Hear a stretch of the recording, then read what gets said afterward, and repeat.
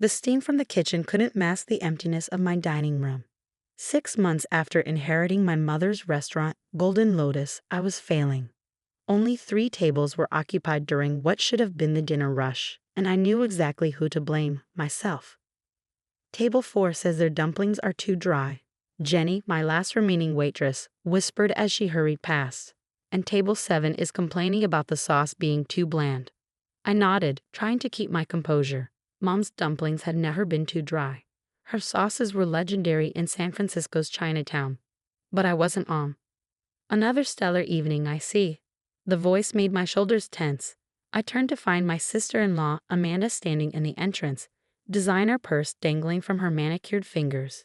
Behind her, my older brother David wore the same disapproving expression he'd had since Mom's funeral. "We're just opening for dinner service," I said, straightening my apron. "What brings you here?" "Oh, Lucy." Amanda's sympathy was as fake as her eyelashes. "We thought we should check on you. After all, family needs to look out for each other." The way she said family made my skin crawl. Ever since she'd married David 5 years ago, Amanda had appointed herself the keeper of the Chen family's image. My modest restaurant didn't fit her vision of success. "I'm fine," I replied. "Just busy." David snorted, looking around the nearly empty dining room. "Yes, I can see how overwhelmed you are with customers." They followed me as I moved through the restaurant, Amanda's heels clicking on the worn wooden floors Mom had loved so much. Every step felt like an invasion. "The paint is peeling," Amanda noted, running a finger along the wall. "And these decorations, they're so dated. When was the last time you updated anything?" "Mom liked it this way." "Mom's gone, Lucy." David's voice was sharp. "And she clearly made a mistake leaving you the restaurant." The words hit harder than he probably intended, or maybe he meant them to hurt. David had never understood why Mom left Golden Lotus to me instead of him. He was the successful one, Stanford Business School, executive position, house in Pacific Heights. I was just the daughter who dropped out of college to help Mom run her little restaurant. "Actually," Amanda said, her tone dripping with false concern, "that's why we're here. We want to help." She pulled a document from her designer bag, laying it on one of the empty tables. "We had several interested buyers look at the property. The location alone is worth a fortune. This offer here," she pointed to a number that made my eyes widen, "would set you up nicely. You could go back to school, start fresh." I stared at the paper, feeling slightly sick. "You've been showing my restaurant to buyers? Be reasonable, Lucy." David stepped closer. "You're drowning here. The food isn't the same. The customers are leaving, and let's be honest, you never had Mom's talent. She would hate seeing her life's work decline like this. Get out." My voice was quiet but firm. "Lucy, get out." Amanda gathered her papers with an exaggerated sigh. "We're trying to help you. Think about it. The offer expires next week." After they left, I retreated to the kitchen, my sanctuary. The familiar scents of ginger and garlic should have been comforting. But tonight they just reminded me of everything I was losing. Mom had opened Golden Lotus 30 years ago, armed with nothing but her recipes and determination. She'd built it into one of Chinatown's most beloved restaurants. Celebrities had dined here. Food critics raved about her secret sauces. Even through the worst of times, Dad leaving, the recession, the pandemic, she kept the doors open. Now, 6 months after her death, I was watching it all slip away. "Lucy?" Jenny poked her head in. "Table 4 wants to speak to the owner." Probably another complaint. I wiped my hands, straightened my shoulders, and headed out. The elderly couple at table 4 looked vaguely familiar. Regular customers, maybe from Mom's time. "Are you Margaret Chen's daughter?" the woman asked as I approached. I nodded, bracing for criticism. "We've been coming here for 20 years, she said. "Your mother's dumplings got us through some hard times." She hesitated. "Dear, the food tonight. It's not the same." "I know," my voice cracked slightly. "I'm trying, but—" "Have you checked her recipe box?" The man interrupted. "The special one in the kitchen safe." I blinked. "What safe?" They exchanged glances. "Margaret never told you about the safe behind the Lucky Cat." My heart started racing. The Lucky Cat, a gaudy golden statue that had sat on Mom's kitchen shelf for as long as I could remember. She'd always said it was watching over her secrets. I thought she was joking. Back in the kitchen, I approached a shelf where the cat had sat for decades. Sure enough, behind where it rested was a slight discoloration in the paint. Heart pounding, I carefully moved the heavy statue. There it was, a small wall safe, painted to match the kitchen walls perfectly. But what was the combination? I tried Mom's birthday. Wrong. The restaurant's opening date. Wrong again. My birthday, David's birthday, even Dad's birthday. Nothing worked. Frustrated, I slumped against the wall. The kitchen felt different now, charged with possibility and mystery. What had Mom hidden away? Why hadn't she told me about it? Then I remembered something. A conversation from years ago, when I was helping prep for the dinner service.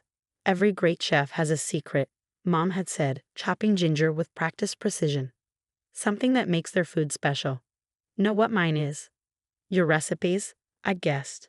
She'd smile mysteriously. No, little Lotus. The secret is love. And do you know when I first fell in love with cooking? When? December 12, 1982. The day my mother taught me to make dumplings. With trembling fingers, I turned to the safe. 12 to 1282. The lock clicked open. Inside was a small red box, the kind used for jewelry, and an envelope with my name on it. The envelope contained a letter in Mom's elegant handwriting. My dearest Lucy, if you're reading this, then you've discovered my final secret. I always knew you would when the time was right. The restaurant is struggling, isn't it? You're trying to recreate my recipes, but something's missing. The customers can taste it. Your brother is probably pushing you to sell. Don't. What's in this box is more valuable than any real estate offer. It's my legacy, not just recipes, but the heart of Golden Lotus. The secret that made people line up around the block, that won awards, that built our family's dream. But before you open it, remember this. A recipe is just instructions on paper. The magic comes from the cook's heart. You have always had my heart, Lucy. That's why I left you the restaurant. Not because you were the better chef, but because you understand that food is about more than technique. It's about love, memory, and the courage to keep trying until you get it right. Now open the box, my little Lotus, and show them what you can do. All my love, Mom. With shaking hands, I opened the red box. Inside was a small key and another note. For the box in my old office closet. Everything you need is there. Make me proud. I clutched the key to my chest, tears streaming down my face. In the dining room, I could hear more customers leaving. Tomorrow David and Amanda would probably return with more offers, more pressure to sell. But they didn't know what I had just found. Mom's final gift wasn't just recipes, it was a chance to prove myself, to save her legacy, to show everyone that she'd been right to trust me with Golden Lotus. I looked at my reflection in the stainless steel of the kitchen counter. For the first time in months, I saw not just grief and uncertainty, but determination. Jenny, I called out. After closing, I need your help with something. Tomorrow would change everything. The question was I ready for what Mom had left me to discover? Part 2, The Heart of Golden Lotus. Mom's office hadn't been touched since the day she died. Walking in after closing time, with only Jenny beside me, felt like stepping into a time capsule. The air still held traces of Mom's jasmine perfume, mixed with the scents of spices that had permeated the walls over decades. Are you sure you want me here? Jenny asked softly. This seems private. I squeezed her hand. You've stuck with me through everything. Your family now. The closet was small, tucked behind Mom's desk. Inside, beneath a stack of old menus and aprons, sat a wooden box with a small keyhole. The key from the safe fit perfectly. Oh my God, Jenny breathed as I opened the lid. Inside was a collection of worn notebooks, their pages yellow with age and spotted with soft stains. Each one was filled with Mom's handwriting, not just recipes, but stories, secrets, techniques passed down through generations. But there was something else. Photographs, newspaper clippings, and letters documenting Golden Lotus's history. And at the bottom, a leather-bound journal with the true secret written on its cover. With trembling hands, I opened it. My dearest Lucy, if you're reading this, you found not just recipes, but the heart of Golden Lotus. Every great restaurant has a soul, something that makes it more than just food and walls. Our soul is in these pages, in the stories of every person who helped make this place special. Remember Mrs. John, who taught me the secret to perfect dumpling folds. Her grandson now runs the vegetable stand down the street. He still saves the best bok choy for us. Remember old Mr. Wu who loaned me money to fix the roof when the bank refused? His special spice blend is on page 47. I promise to keep it in the family. Every recipe here comes with a story, a connection, a piece of love woven into the ingredients. That's what your brother never understood. He sees numbers and property values. You see people and memories. Now it's your turn to add to these pages, to make these recipes your own, to build on our legacy. With all my love, Mom. P.S. Check page 93. That's where the real magic begins.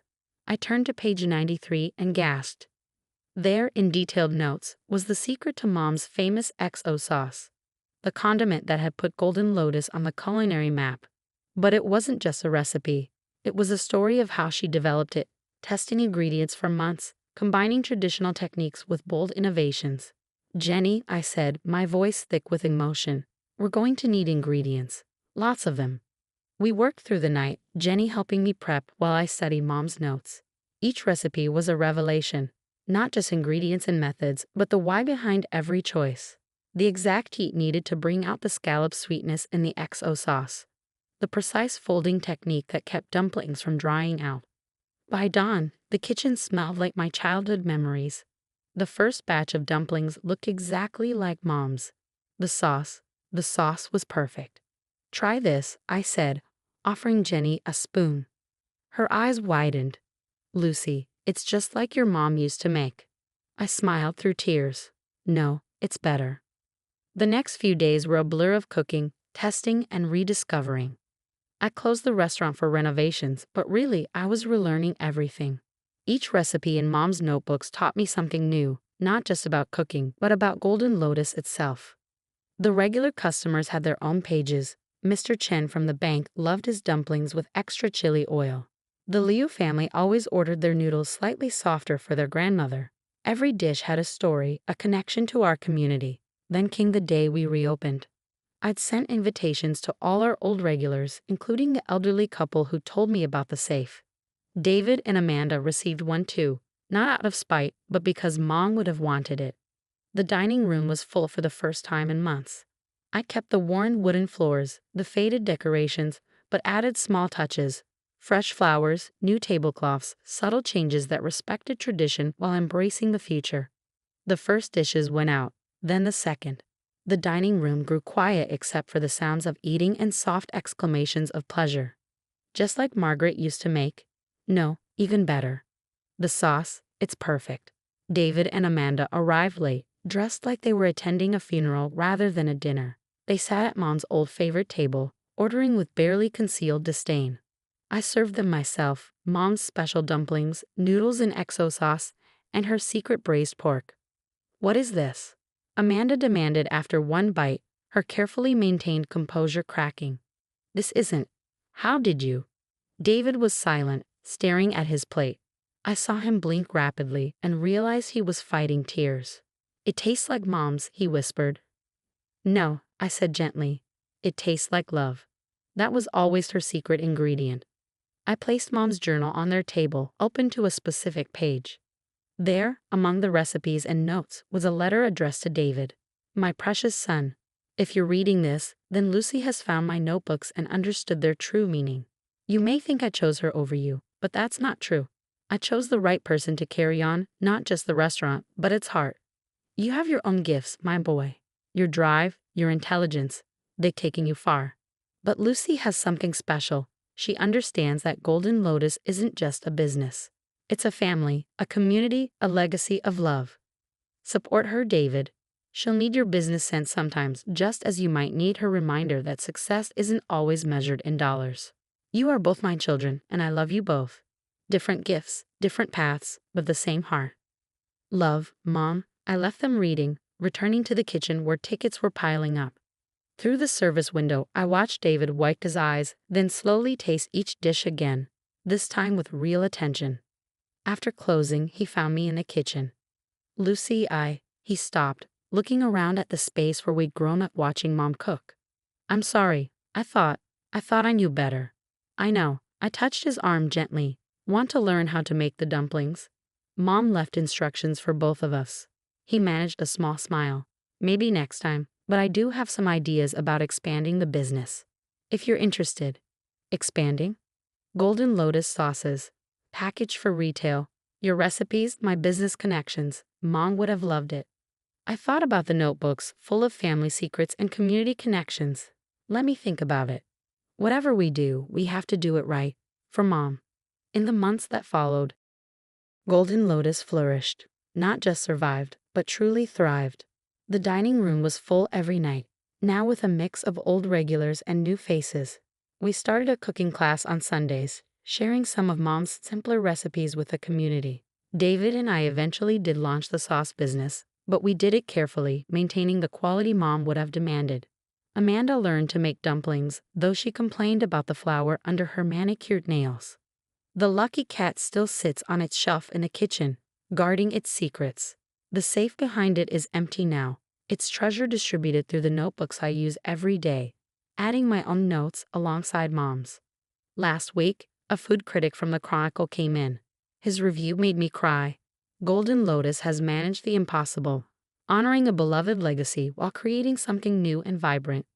The classic dishes taste exactly as I remember from Margaret Chen's day, yet somehow even better.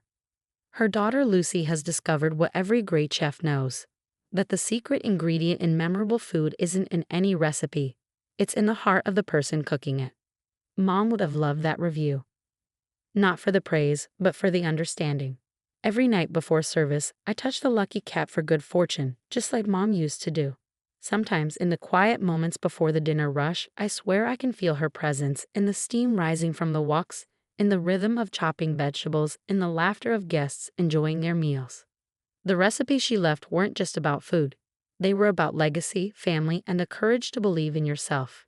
Every dish we serve carries a piece of that legacy, a blend of tradition and innovation, of memory and possibility. David stops by most Sundays now, sometimes rolling up his sleeves to help in the kitchen. He's not very good at dumpling folding yet, but he's learning.